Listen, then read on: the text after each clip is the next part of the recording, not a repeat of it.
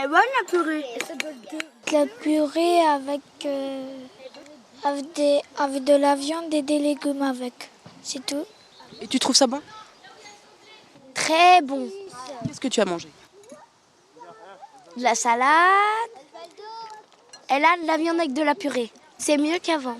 Et pendant que les enfants terminent leur plat, le chef s'apprête à servir le dessert maison, confectionné sur place dans cette toute nouvelle cuisine installée il y a un peu plus d'un mois au centre d'accueil de loisirs de la 40 semaines à Épinal. Auparavant géré par le groupe Elior, les menus sont désormais entièrement préparés ici. Depuis début avril, plus de 1000 repas ont été servis à base de produits locaux. Les fruits et légumes viennent de Thaon-les-Vosges, les produits laitiers de Moyémont ou Dompierre notamment, et la viande de l'abattoir de Mirecourt. Une démarche qui s'inscrit dans un projet alimentaire de territoire plus global lancé il y a 2 ans par la ville. Nous avons depuis 2 ans 2 sites pilotes. Le premier, c'était la résidence des Magnolias, équipée, comme nous avons lancé notre régime maraîcher l'année dernière, nous avons pu leur fournir les légumes nécessaires. Mais il nous fallait un autre site, c'est celui-ci, deuxième site pilote. Nous sommes à la 40 semaines. La 40 semaines, c'est 16 000 enfants chaque année qui sont accueillis ici dans le cadre de l'aménagement du temps de l'enfant, des classes nature par exemple, en tout cas toutes les activités périscolaires.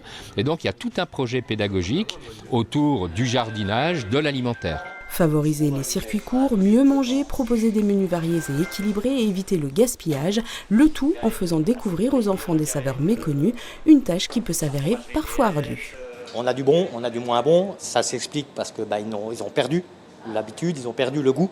Un rutabaga, pour certains, ils ne savent même pas ce que c'est. Et effectivement, ça reste particulier. Alors on essaye de leur faire redécouvrir ce qu'est le légume au plus juste, à sa propre saveur, sans le modifier, sans lui ajouter des épices ou quelque chose qui le dénaturerait.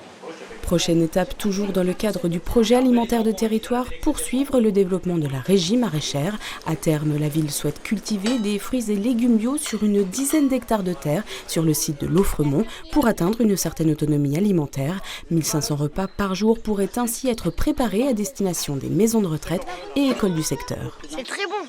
Ah.